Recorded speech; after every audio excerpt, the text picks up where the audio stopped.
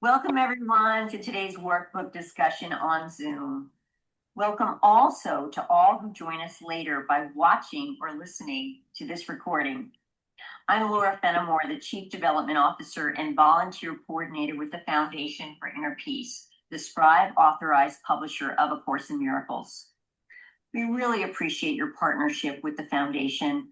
And if you want to learn more about the Foundation or A Course in Miracles, please visit ACIM.org.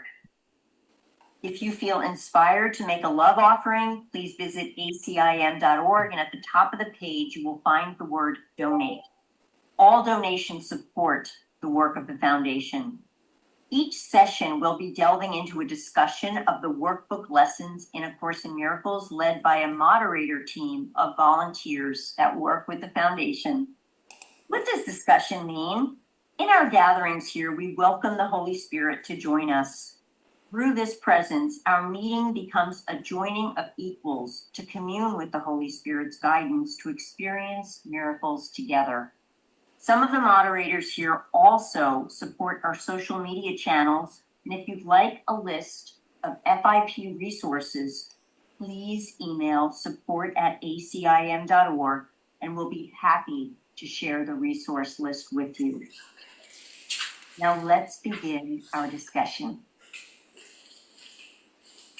Okay, welcome everybody. Welcome from all kinds of time zones and geographies and mindsets and experiences. Welcome everyone.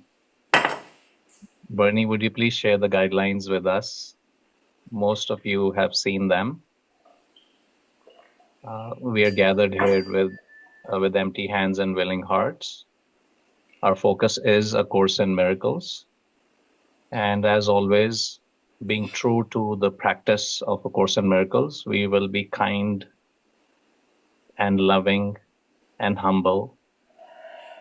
And therefore, choosing love over fear would be a piece of cake for us. And which will then allow us to welcome the Holy Spirit, because we are told by the Course that the Holy Spirit actually does all the work. And so we and I do nothing, and therefore need do nothing. So let's get going. Thanks, Bernie, for sharing the guidelines. And we'll be jumping into lesson 148, and we'll spend the next minute or two just quieting down a little bit more. And I'm going to read a few sentences from the Song of Prayer, which talks to what prayer is. And I think that'll allow us to go into a little bit of a prayerful modality. And this will also guide our discussion today. So close your eyes, breathe more gently and deeply, and just settle into wherever you're sitting. Prayer is a stepping aside, a letting go, a quiet time of listening and loving.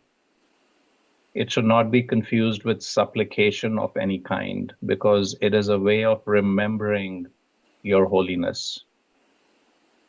Why should holiness entreat being fully entitled to everything love has to offer? And it is to love you go in prayer. Prayer is an offering, a giving up of yourself to be at one with love. There is nothing to ask because there's nothing left to want. That nothingness becomes the altar of God. It disappears in Him. So welcome back to this altar that we have so well prepared in our lovingness and kindness. And let me share with you the lesson, and we can, this is the selection that I read from a Song of Prayer. If you'd like to take a quick look. It's in the section called True Prayer. And so we've been doing a review. We've been doing a review for some time now. And in this review, the central theme is my mind holds only what I think with God, right? We've been dwelling on this for some time. And it harks back to a couple of previous lessons as part of this review. If I defend myself, I'm attacked, and sickness is a defense against the truth. So my question for all of us is, what do defenses look like in our lives?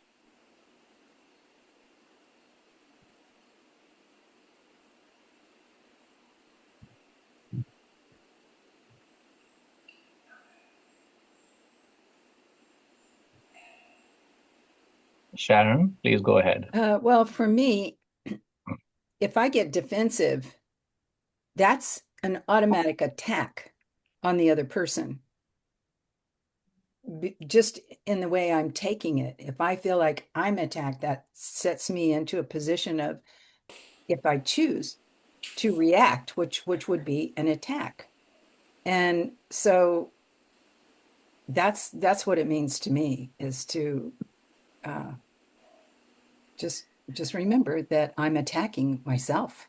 That other person who I think attacked me is me.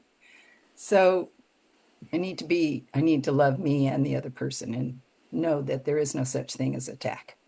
Because how can you attack something that is totally safe? You can't. Thanks. And how can you attack something that is totally you, like you said? Thank you, Sharon. That's beautiful. Bernie? So in your question, as I sat with your question, there's many ways that I defend myself. Sometimes it shows up as humor that may not necessarily be fitting for the experience, or it's a redirect. And sometimes I will redirect a conversation. Sometimes I will dismiss somebody uh, by not acknowledging them, not paying attention.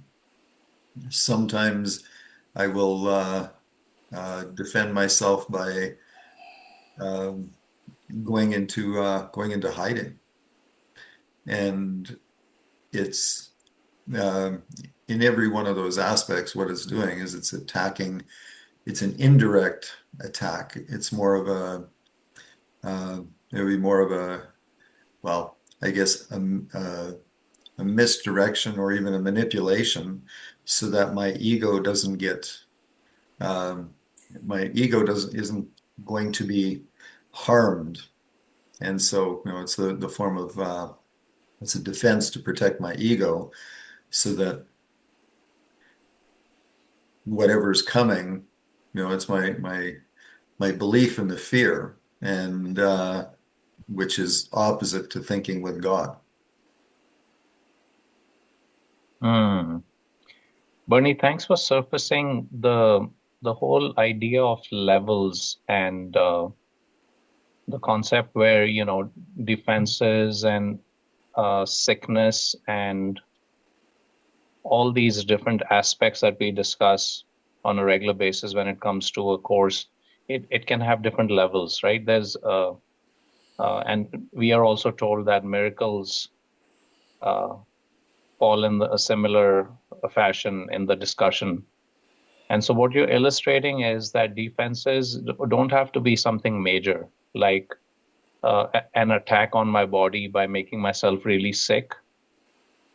It could be something as simple as, like you said, staying quiet and not responding when you're really kind of resentful and angry on the inside. Or even, I was thinking as you were sharing, I might smile and make a pleasant face when that's really not the truth about how I might be feeling. Oh, bless your heart, Manu. Hopefully I do that very rarely, but but yes, exactly. So defenses can be so um, small in their occurrence that they might and they generally do miss our own observation, leave alone anyone else's. Megan, did you want to add to this discussion? You had your hand up um, previously or briefly. No, I think it's Okay. good. Please go on. Okay. So yeah.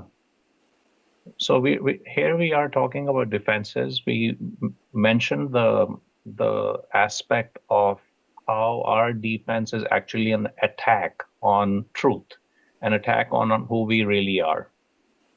And that's what the first lesson is saying, which is if I defend myself, I'm attacked. So and then the next one, let's jump to the next one, which is sickness is a defense against the truth. So it's interesting. I remember a few weeks ago actually diving into this lesson with some of us, sickness, and what it means to us in terms of how responsible and guilty we might feel about certain things. So yeah, let's jump into that, Megan. Well, I remember what I was going to say, so I'll say what I was going to say. Two things. One is that if I if I accept the world as a gift for me, then I am not seeing the attack. But if I see the world as anything but a gift, like it's a curse, it's happening to me versus for me, then I see everything as an attack. And I think Byron Katie was talking about how so many people fight with reality, how reality seems to be um, something worth uh, fighting over. And I think that that in itself is a defense against just allowing things to happen. Yeah, that is so beautiful. Basically, what you did is in the way I saw it, you turned the sentence around. If I defend myself, I am attacked. What you're saying is essentially, if I welcome everything, even the prayer section that we read,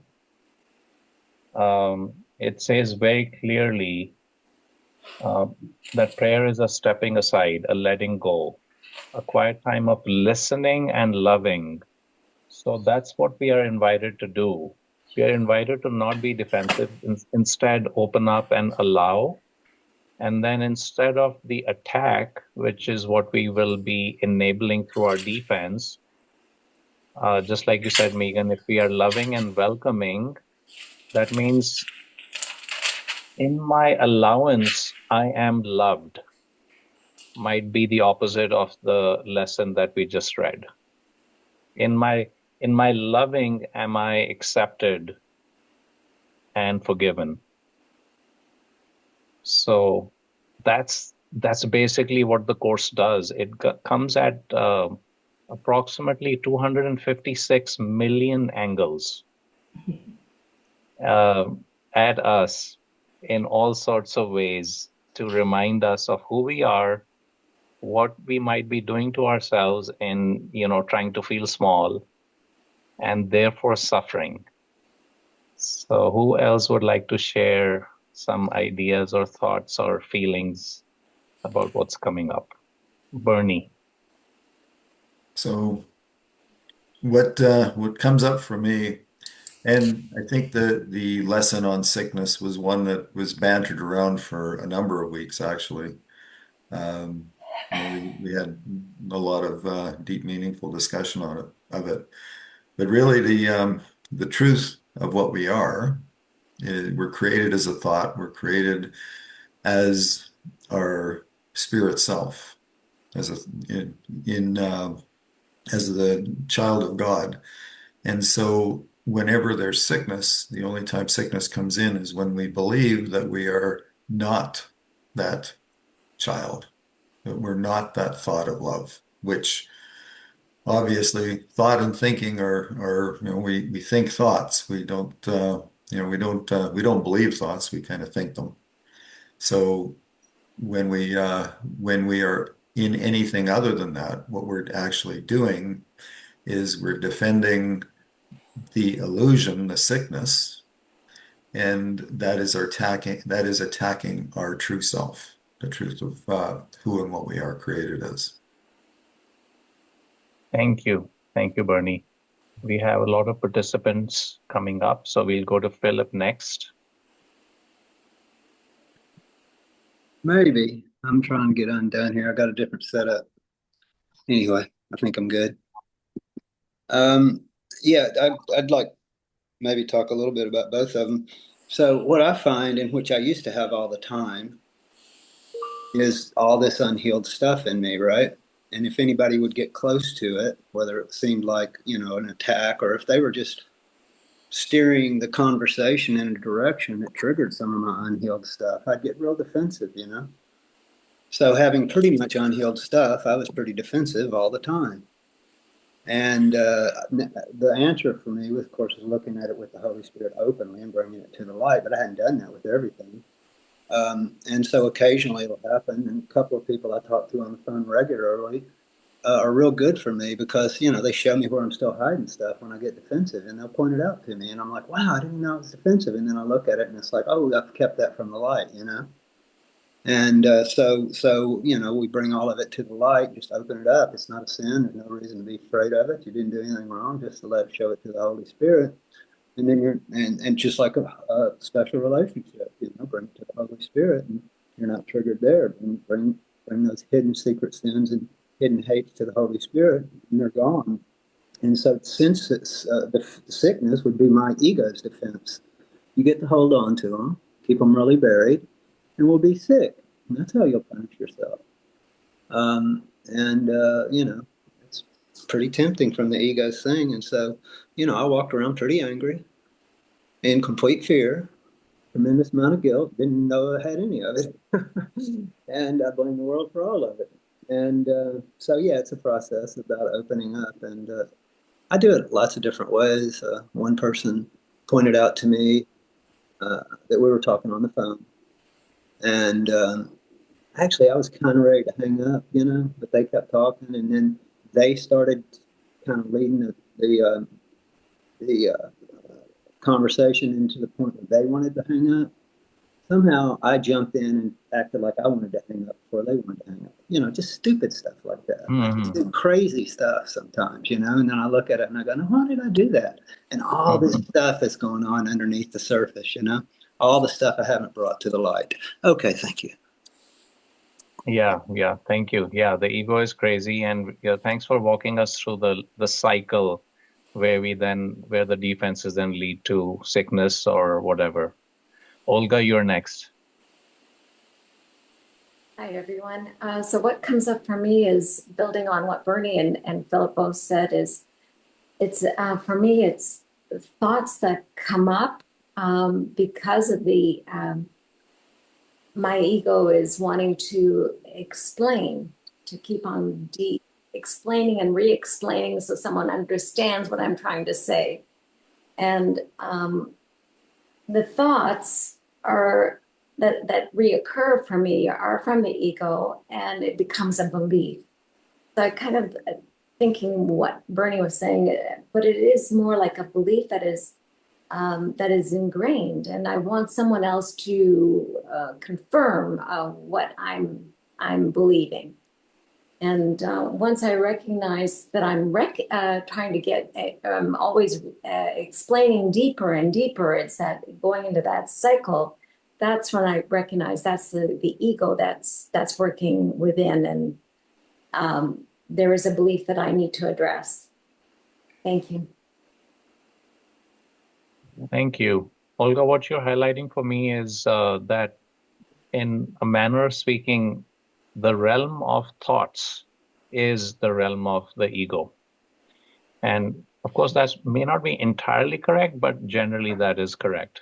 So thank you for pointing that out, because it does help, at least it helps me to kind of, detach from my active ego. And Megan, you're next, and Philip, your hand is still up. I just thought I would mention what hit me was that sickness is not defined in this sentence. It just says sickness is a defense against the truth. And as it's not defined, it can be seen as both the body and the mind are equal in their presentation of sickness. So it's not that necessarily that the body is going to see sick or for it to appear as sickness. So sickness in the mind or believing in our illusion to the detriment of ourselves is also sickness. Thank you. Yeah, Megan, that's really very helpful, because in my notes, as I was preparing a little bit for this lesson, I had included words like the need, anxiety, a need to control, irritability, physical stress. All of these are dis-eases. And as we know, the word itself is dis-ease. Not being at ease is exactly what produces the consequences of being led by the ego. And because we start at the mind level, then you may say the emotional and the bodily levels, they kind of reflect our mode of thinking and our state of mind. So this was again very helpful. Peter, you're next. Yeah, thanks everybody for your contributions to the conversation. I wanted to actually look at the lesson 136, paragraph 2. Sickness is not an accident. Like all defenses, it is an insane device for self-deception. And like all the rest, its purpose is to hide reality, attack it, change it, render it inept, distort it, twist it, or render it to a little pile of unassembled parts. The aim of all defenses is to keep the truth from being whole. So what's the part of me that I'm defending or that needs defense? It's the part that believes in separation, which is the ego, right? So the way to undo the ego is to allow the truth. The truth is that there is no separation. There's only one. I am that oneness. I am of that oneness, right? But that's the end of the ego. See, the game is over at that point. We go quickly to the real world, and then we're back in heaven with God. So that's what I'm up against, is the recognition. And so a step for me, I mean, I relate to all the defenses, everything from sarcasm to judgment, criticism, condemnation, self-deprecation, beating myself up, hating myself for making a mistake. So all of that keeps me from the truth of who and what I am, which is one with God. Keeps me from the truth of the Holy Son of God himself, sinless forever, and one with all my brothers. So I have to erect that's a pretty awesome truth, and I have to erect pretty elaborate defenses to keep all that at bay. So I won't go into the details, but I've come up with a lot of ways to keep myself from that truth. And in terms of lesson 136, there are certain health conditions and all that which make it very difficult for me to see my oneness, for me to accept. The prayer in this lesson is, I will accept the truth of what I am and let my mind be wholly healed today. And so that it's really about accepting. It's getting to that place of accepting the truth. And every time I don't accept that truth, I'm defending the ego. And that's what keeps me on the merry-go-round. Thanks. Thank you, Peter. Thank you very much. Sharon, you're next. Yeah, I just wanted to say that doesn't the Course tell us that consciousness is the realm of the ego? And I think I can sometimes think, oh, consciousness is being consciously aware of God. No, because that's not part of duality, part of oneness. That's dual. if we're conscious of something, then that's that's two. That's not one. Anyway, thanks. Yes, thank you, Sharon. I just found that specific reference. It's in the third chapter. Let me share it quickly because I think it's worth talking to a little bit. And then there's one more thing I'd like to highlight. Peter, did you want to talk about this aspect of what we are now discussing?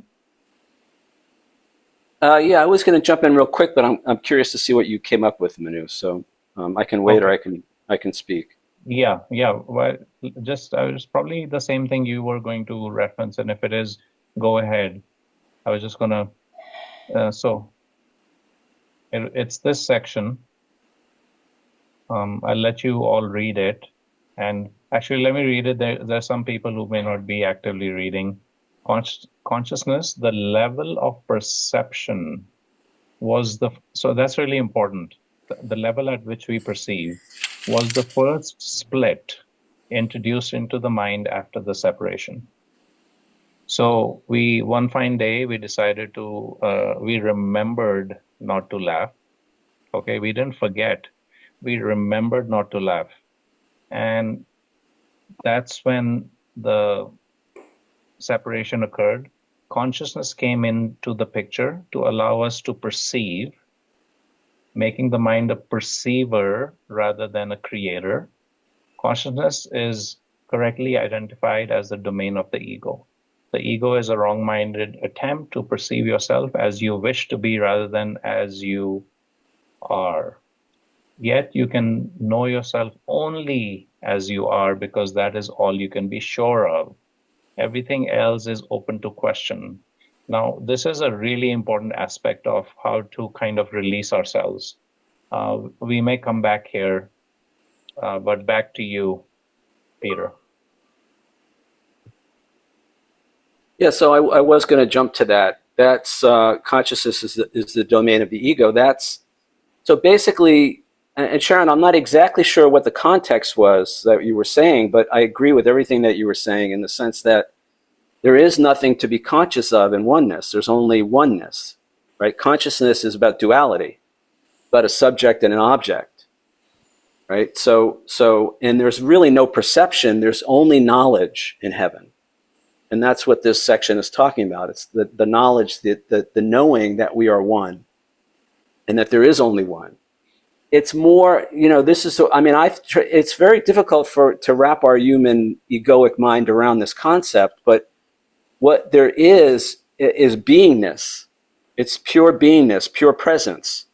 There is no, God is not conscious in God's most sublime state. God is not aware, God knows. And I always point people to Meher Baba's book, God Speaks, because he really dives into it there. But that's, and so that's the, Sharon, what was the context that you brought that up in? You're still on mute, Sharon.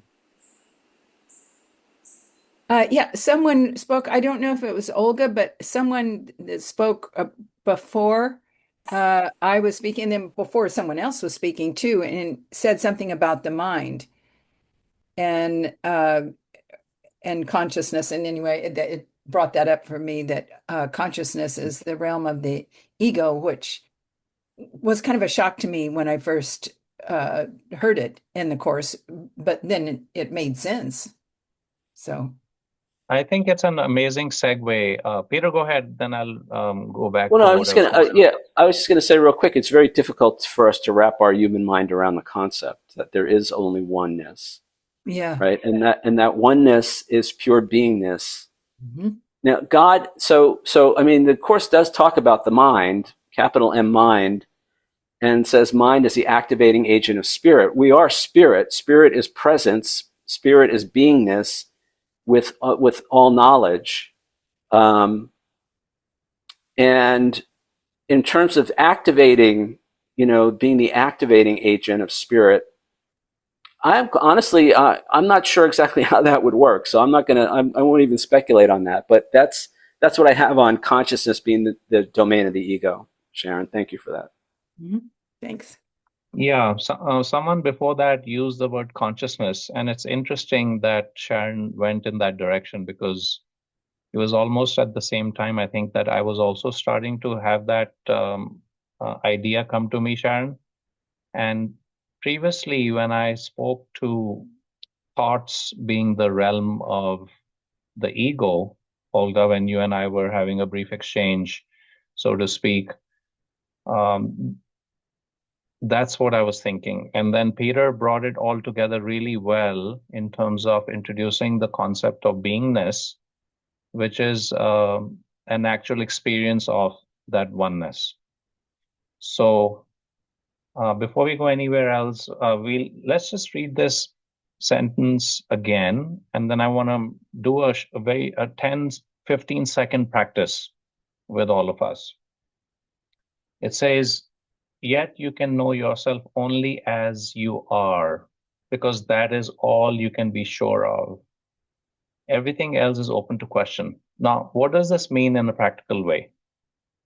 I'm going to share some of my thoughts on this, and after the brief practice, I'll encourage others to also jump in and share theirs.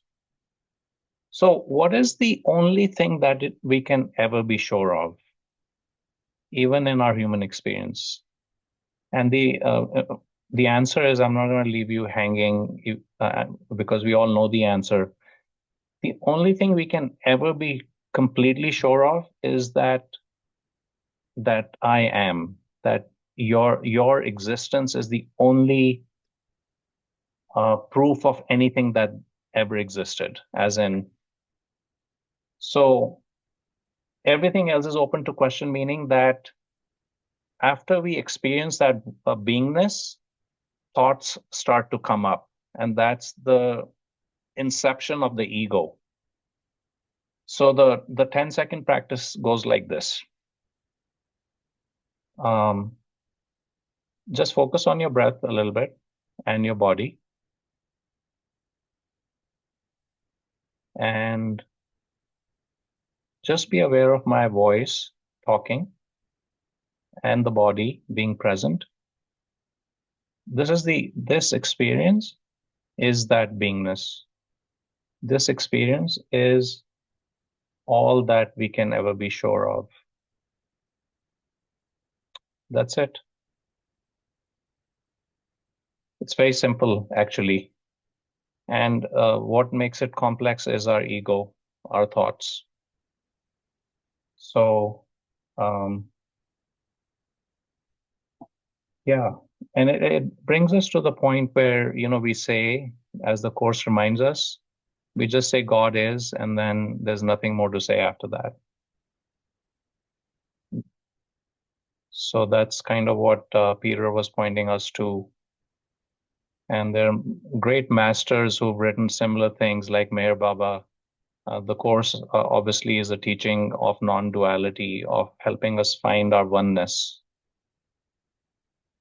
Let's go back to the theme of this review, which is my mind holds only what I think with God.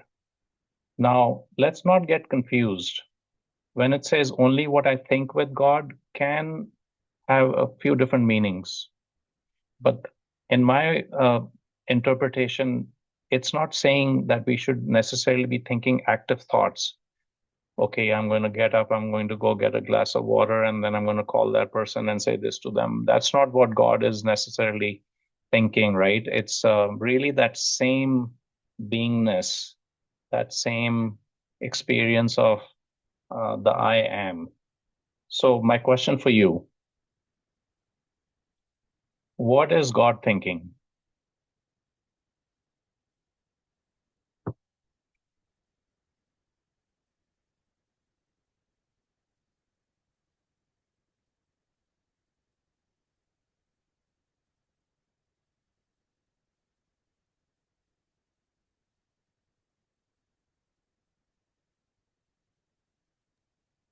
Yes, Harry, and then Bernie after that.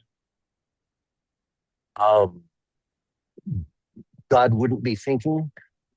Consciousness would be an act of the ego.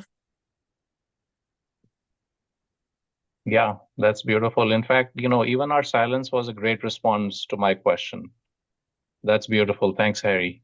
Bernie?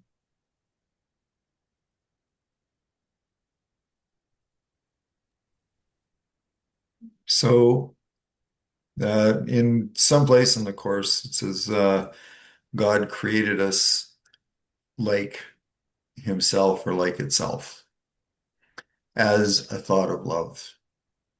And the final judgment is that we are all love. So if there is so for God to be thinking, the only thought that God would have is love.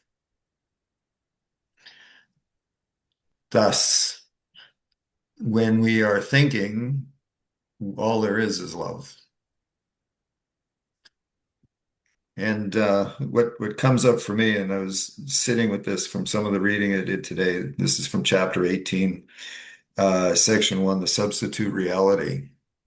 And what the way that it talks about it is that the one emotion, there's only one real emotion, which is love, and fear would be the substitute for love. When fear is a substitute for love, it needs a defense because otherwise it gets absorbed into the judgment that we are only love. Thank you so much, Bernie. So you've completed the circle for us as far as I'm concerned, because the way I look at it and experience it is if I'm in my beingness and then I become as defenseless as I possibly can, which means I'm open, I'm welcoming, I'm really prayerful, like the Song of Prayer says, then that is an open invitation to who we are and who we act, what God is, which is love. And then we would feel nothing but love. And so thank you for completing in the best way possible the answer to the question that we started to ask. There's always more. Megan will add to that. I don't know if I'm gonna add to it, but I was talking to my mom the other day about names and what they meant.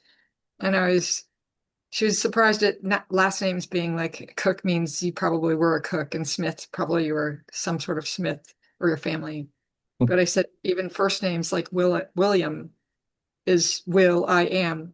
Lots of first names are, to state, that the child has come through well, Will, but I was thinking it would be funny if it was like the person's name was Love I Am, but I still like William. Thanks. Yeah, that is so beautiful. And yeah, it would love I am instead of William. I think that would be a great name. Um, okay. I think we have graduated from lesson 148.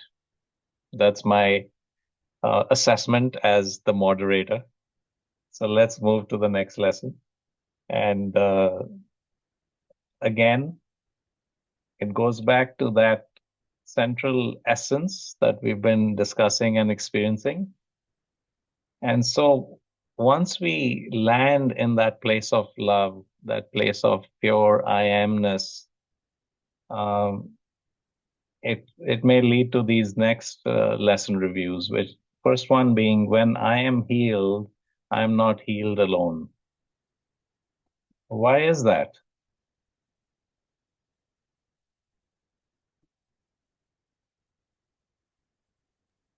Because there's only one of us. Yeah. Megan? Yes. So, basically, like Sharon said, which is um, anything I do for the unity of all. So, everything that I do, every time I work through God or with God or accept God, I'm doing it with everyone else. They are all healed at the same time I am.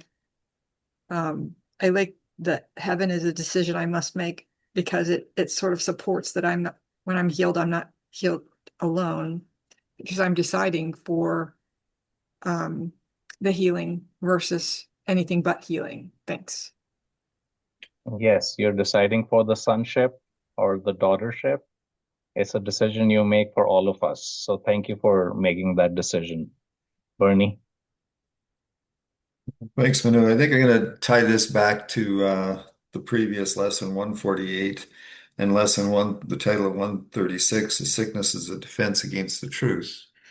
So sickness is the belief that we are separate.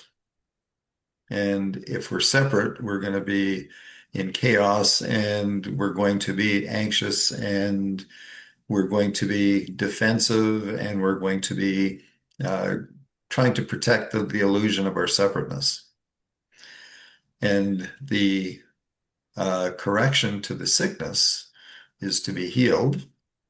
It's different than being cured to treat a symptom, but it's to be healed. So the opposite of being separate and alone and sick would be healed and one. And so instead of our mind being in this frantic chaos, we do come to heaven, and the Course describes heaven as eternal peace of mind. So from our sickness, and the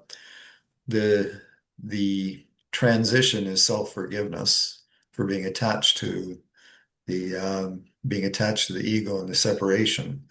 And then the healed mind, we join with others and come to that place of peace, a place of heaven. Bernie, I have might be a provocative question for you. Why would I want the eternal peace of God? That sounds really boring.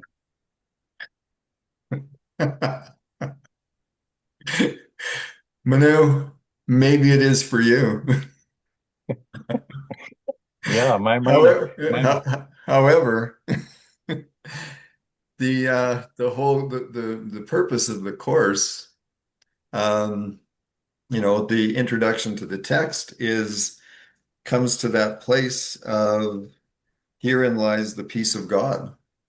So in order to study the course, one thing that we would want to consider is that we're studying it to find the peace of God, because we are tired of having a sick mind that's always in chaos and disrupted.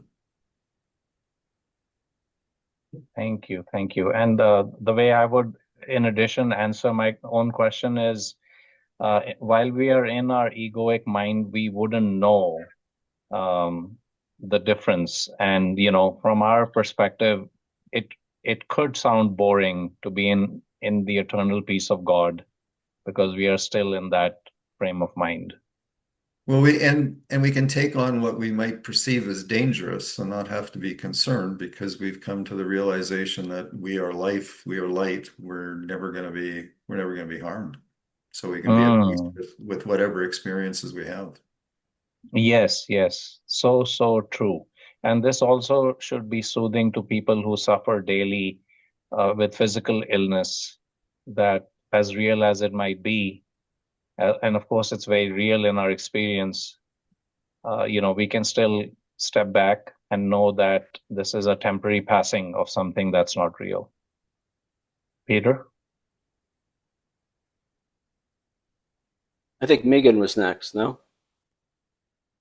On my screen, you're next, but Okay. you feel free to yield to Megan. Well, I'll chime in. I wanted to pick up on two things. One was that why would we want peace? The Course does say the motivation for this course is the attainment and maintaining of a state of peace, right? Now, peace is not boring in heaven, because what is heaven? God is constantly becoming more. God is constantly extending itself by the expression and extension of love, bringing more and more love into the fold, into the oneness, into the all that is. It's a joy that we can't even imagine. It's a bliss that we can't even put words to. Again, here's the thing, guys. I've been working on this documentary, most of you know, with all these near-death experiencers, and they talk about the love on the other side is beyond description. It's beyond words. And the peace, a lot of them, right before they died, they had this amazing state of peace and calm that came over them, and there was no fear, there was no anxiety, there was no worries, there was no regrets about the life they had lived, there was no resentments, there was no grievances. There was only this state of peace that shortly thereafter followed by this experience of indescribable love. Mhm. So I don't know how that could be boring. Certainly at that, based on that description. The other thing I want to say is, heaven is the decision I must make. One of my favorite lines in the Course is in that lesson, which in paragraph 9, it says, heaven is chosen consciously. Right? So that means we're in charge. We are in charge. And it's this binary thing. Another favorite line of mine in the Course is, you cannot behold the world and know God. Right? So the world and God are mutually exclusive. So I have to choose one. That's why heaven is the decision I must make. So how do I know if I'm choosing heaven? Well, all I'm seeing around me is love and peace and compassion and contentment, and I'm forgiving everyone and everything, and I'm not upset. Right? This is a big word in the Course. I'm never upset for the reason I think. So whenever I notice I'm upset, I must not be in heaven. I must be actually denying myself, pushing heaven away in that moment. And so that's our part. We have to do something in this whole thing, to realize God again, and that is, consciously deciding for heaven and peace and compassion and forgiveness. I'm done. That's beautiful. It brings up another question in my mind, which I may ask after we're done discussing this, Megan. There's two things I wanted to respond a little bit to what Peter was saying about the near-death experiences, and that the death that we have here is the death of the ego. So we all do have near-death experiences here while we're living, and that is the grace, the moment of grace, when we've accepted God, even temporarily, we get those feelings. So if you multiply that, that is the feeling, that's the experience that we're going through. But it's not the physical death that comes with the near-death experience so much that has to happen. You can experience this ego death here now, and you probably do, but you might not recognize what it is. So then the last thing I wanted to say was that I like that the only thing that we need to do is decide for heaven, and then we let go. The rest God will do for us. We don't need to do anything, make anything, concern ourselves with how it comes about, except for to keep deciding for God and to keep deciding for the truth, and keep making sure that the death of the ego is actually what we would like. I think one of the big things is that sometimes when people do have this sort of spiritual experience of a death of an ego, where they feel this lightening of things, it is frightening to a level where they actually run the other direction. Thanks. Yes, very true. Thank you so much, Megan. Stephanie, you're next. So I think before Bernie spoke, I was thinking along the same lines. The meeting really held that clarity in a way that I thought was very useful. I wanted to mention lesson 101. God's will for me is perfect happiness. So I feel that when I first studied, I didn't see peace and happiness as the same thing or connected. So I want to read another part from that lesson. God's will for you is perfect happiness because there is no sin and suffering is causeless. Joy is just and pain is but a sign you have misunderstood yourself. So I just want to say now the idea of peace and happiness together really thrills me.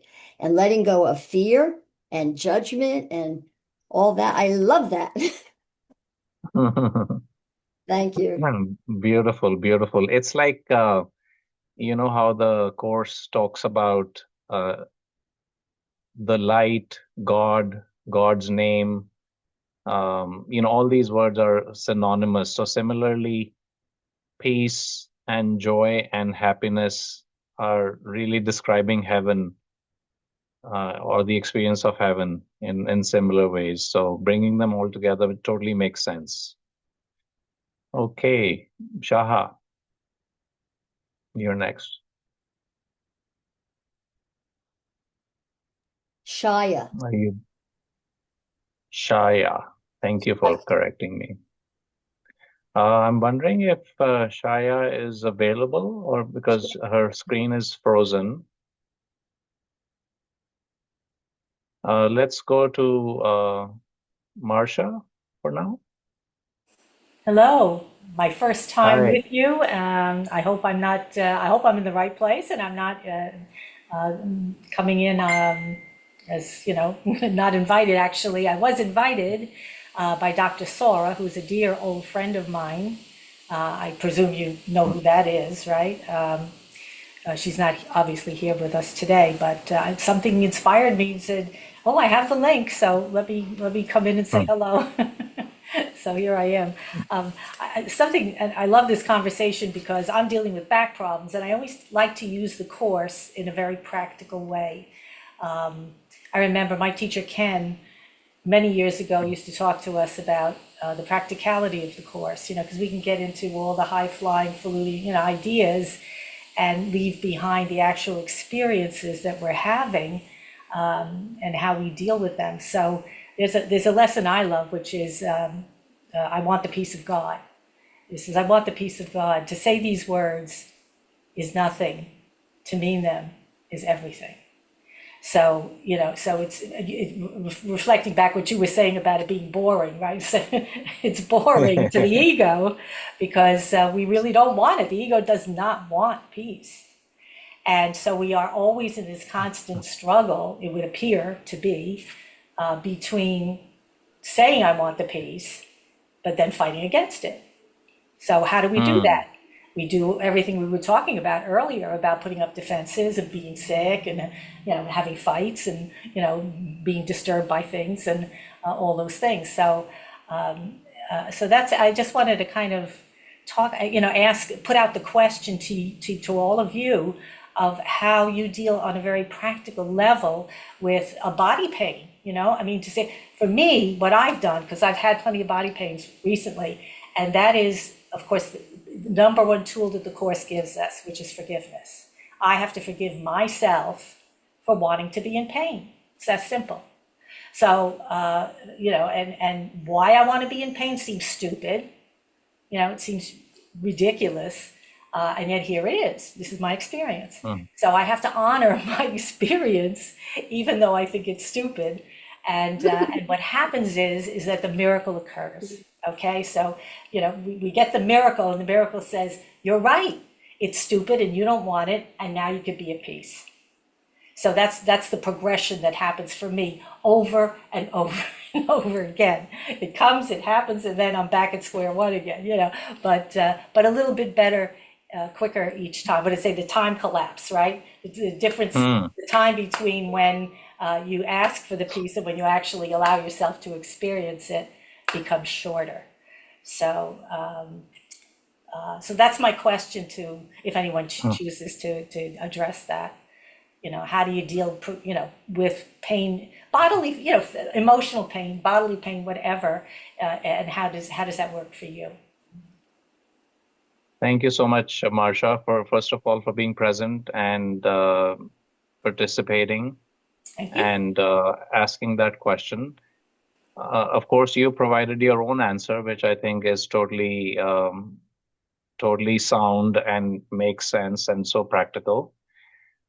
Before I jump, we are practically out of time, so this is something that we ought to discuss in more detail because many of us do suffer pain on a regular basis. I want to give maybe 30 seconds to Shaya, who's back. Shaya, if you would still like to say a few words, please go ahead and then we can close right after that.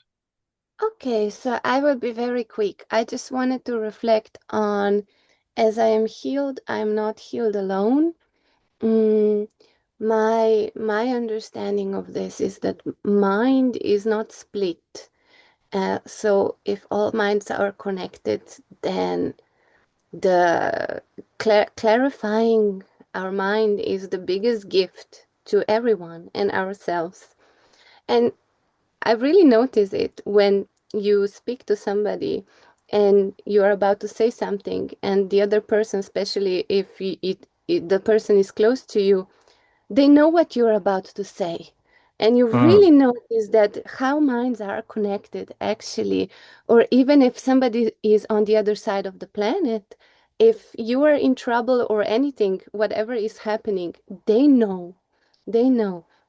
So I just wanted to say, as I'm healed, I'm not healed alone.